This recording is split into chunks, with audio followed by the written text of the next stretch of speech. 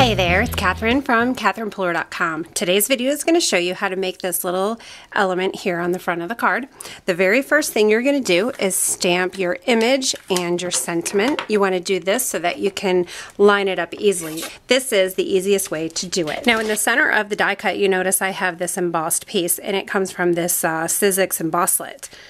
Actually, I don't think it's an Embossed. I'll get the name for you. But I wanted to then cut it out with one of my framelits, and really you could do lots of different shapes.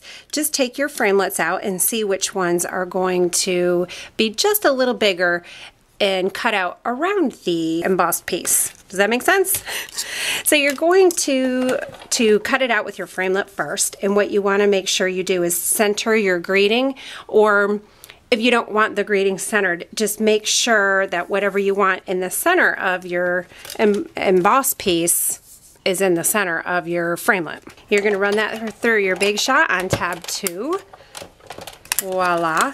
And of course you could keep it like this, but I'm showing you how to add a little more interest. You want to line it up so that the embossed oval frame is in the center of the framelit as best you can.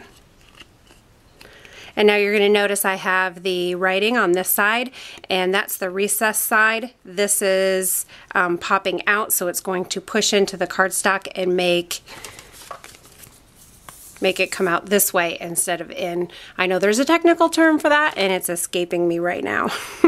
So then we'll take our cutting pads, one on top and one on bottom. On your multi-purpose platform, you're going to flip it to tab 1.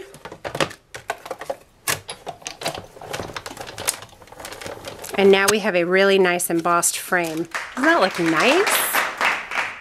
The next piece I want to show you is how to do the doily. I ended up coloring this with the crisp cantaloupe ink because the doily is white and the cardstock I'm using is vanilla, so that doesn't jive with me. Sometimes I forget and I make a card with white and vanilla on it, and then I go back later and I'm like, ah, but you know, most people probably would not notice, but I do.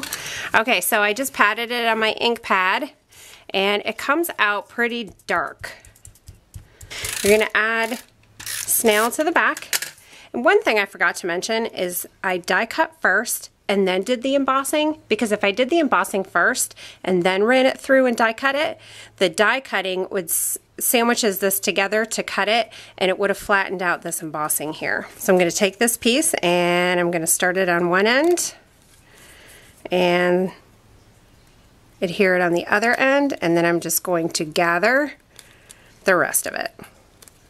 And I think this element right here works on a card like this, or maybe just on a card front all by itself, and that would qualify it for a KISS card. If you want to know what KISS cards are, there will be a link below the video on YouTube to my KISS card series, or if you're on my website watching this video, I'll also include the link there so you can check out all my previous KISS cards.